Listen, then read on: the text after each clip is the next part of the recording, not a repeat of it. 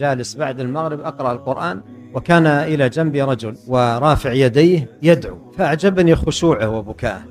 إذا صار من جوارك خاشع يؤثر فيك خشوعه، فأعجبني خشوعه وبكاءه. ثم فاجأني، رفع صوته في الدعاء وإذا هو يدعو غير الله. هذا البكاء والخشوع وفي مسجد النبي عليه الصلاة والسلام، وإذا به يبكي ويدعو غير الله ويطلب حاجات لا تطلب إلا من الله، متجه فيها إلى غير الله.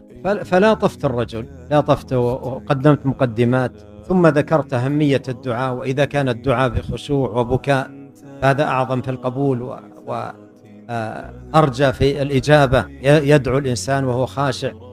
ثم ذكرت أحاديث في فضل الدعاء ومكانة الدعاء وأهميته.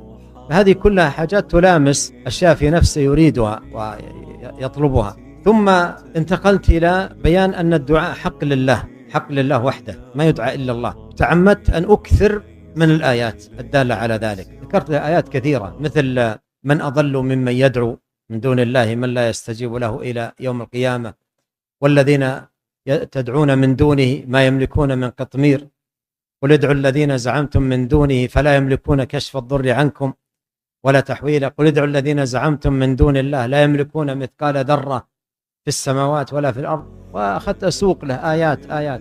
ثم انتقلت الأحاديث وبدأت أسوق له أيضا أحاديث كثيرة. والرجل يسمع والناس فيها خير، لكن يعني ابتلي بمن عوجه وحرفه، وهو يسمع.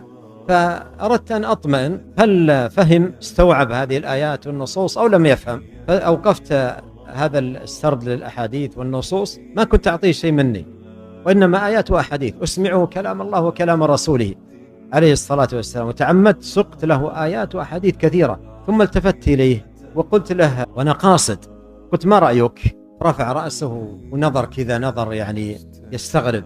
قال تقرأ علي آيات من القرآن وأحاديث عن الرسول عليه الصلاة والسلام وتقول لي ما رأيك؟ والله ذكرني الشافعي مرة سئل مسألة فأجاب بحديث، فقال له الرجل السائل وما رأيك؟ قال هل رأيتني خارج من كنيسة أو بيدي زجاجة خمرة قل لي قال رسول الله صلى الله عليه وسلم تقول لي ما رأيك؟ هذا الرجل لما قلت له ما رأيك قال تقول لي قال الله وقال رسوله صلى الله عليه وسلم وتقول لي ما رأيك؟ فعدت عليه السؤال، قلت أنا سمعتك قلت في دعائك كذا، ذكرت لفظته التي يدعو بها غير الله، ولهذا أنا ما زلت أقول ما رأيك. فلما قلت له أنا سمعتك تقول كذا وكذا ما رأيك، عدت له كلمة ما رأيك عدتها له. تدرون ماذا قال لي؟ قال يا حاج أنا من بلدي كذا وكذا، سمى لي بلده ما أريد أن أسميه، قال أنا من بلدي كذا وكذا، والله ما أحد قال لي الكلام هذا، عمره فوق 60، قال والله ما أحد قال لي الكلام هذا. فبعضهم فعلا نشأ هكذا في مجتمع ما يسمع أصلا إلا أشياء تغذي فيه هذه التعلقات بغير الله، تغذي فيه هذه التعلقات بغير الله سبحانه وتعالى. فمثل هذه الأمور وأكثر موجودة. والآن يعني في من يشاهدون النت يذكرون أشياء من هذه مصورة لأعمالهم عند القبور كيف يفعلون مثل هذا الذي ذكر ابن القيم وأشد. موجود هذا، كثير منهم يريد الخير لكن ما وفق بمن يدله. ولهذا نبينا عليه الصلاة والسلام قال في الحديث الصحيح إن أخوف ما أخاف على أمتي الأئمة المضلين، إن أخوف ما أخاف على أمتي الأئمة المضلين.